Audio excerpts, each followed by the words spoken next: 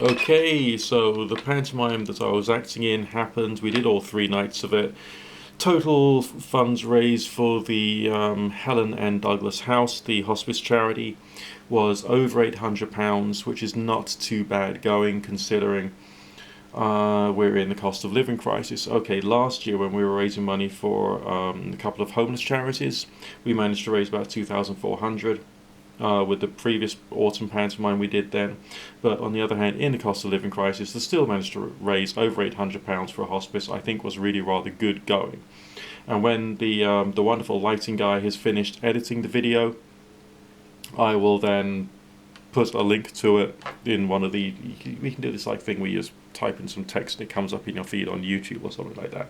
Well, I might just like put the link in that, or I'll put a link below a video so you can have a perfect opportunity to see what a complete idiot I look like dressed as a Christmas tree angel, because that's what I was. Now back on to me reverting to type, which is what you watch me for, because there's some particular reasons you watch this channel. It isn't just because it's got the most handsome person on the face of the planet on it. No, obviously not. There is a reason, and that is content. It is the subject that we discuss, so that we can all start to improve our understanding and thoughts and feelings and attitudes towards particular concepts, which is of interest to people like you and me.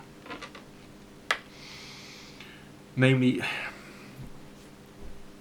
how do you find out? I mean, taking into account all the stuff, all the world of the weird stuff of tarot and crystal balls and Ouija boards and ritual magic and all this kind of fun stuff. Who should you be learning from, and how and why? I mean, obviously you've still got to think about what it is you're trying to learn and why, and whether you're actually right to try and learn in that way, and whether your goal can actually be achieved, and being self-critical when you have experiences which maybe think that, okay, something's happening there, but it's not quite what I thought it was, so what could actually be happening there? You still need to go through those moments yourself.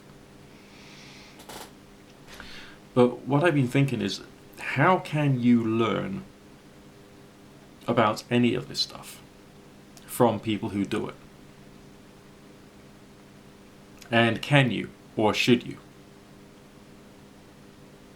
Because, I mean, out of all the different various occultists and weirdos and magicians and pagans and witches that I came across in my young days, there was one particular group that was a family group, funnily enough.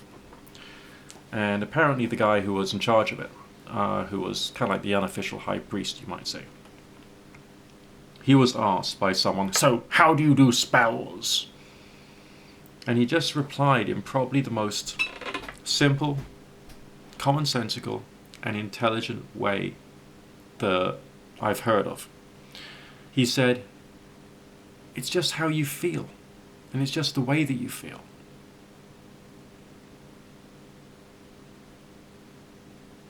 Now, why was that important and intelligent? Because it should encourage you to think. Okay, it should encourage you to think about what it is you're doing and why it is you're doing it. And no, obviously he was wrong in some respects, because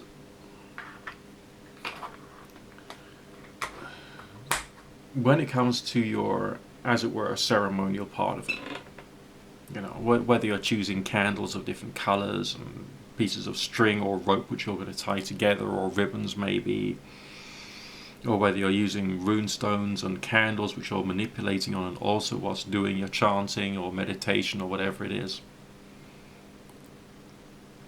all of the mechanics, all of the tradition, that's entirely up to you. But what you've got to have understood, so it seems from what I've experienced, and it is just a question of what I'm thinking about this at the moment, okay, is to understand how you work as an energetic and prayerful being. I mean, we got two main literary sources here which we can have a look at for what I would consider to be a transmittive action, not a receptive one, a transmittive action. You got Charles Cosmanio, who said You should be visualizing your aura glowing so brightly that it's like a nuclear reactor has exploded and is giving off radiation all through the night, prior to having made your decree, your statement, your wish, your intention. And Aleister Crowley said, inflame thyself with prayer. So you got two different individuals from two different traditions saying essentially the same thing for transmitative stuff. And what happens when it comes to reception? Think outward, open your chakras, be open. So that's a different state of mind, isn't it? That's a different mood. And then using intention in both cases. In the former case, your intention is to send something out into the world to do something. In the second case, it's a question of being open, so you're listening and you're receiving. And maybe that is much more important than any form of ceremonial tool or technique. People would use phrases such as this, that, and the other is the actual technique. Then why is it that another individual from another culture or another sect or another faith-based group or another set of traditions would claim the same kind of results but use different techniques? Why is it that people talk about the actual technique? Because they don't know and they're trying to have power over you. They're trying to have power over you. They're trying to control you. They're trying to make it seem like they're in a position of superiority and authority over you. They're trying to turn you into a puppet. So the real learning comes from, as it were, allegorically, just using this language, from your own book of shadows that you're creating, or your own book of mirrors that you're creating. So you can listen to what other people say and try and work out where the common trains of thought are, if there are any.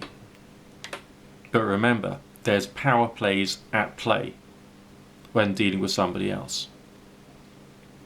So I caution most people to do this stuff on their own, to the most part. Just a few thoughts. Have a nice day.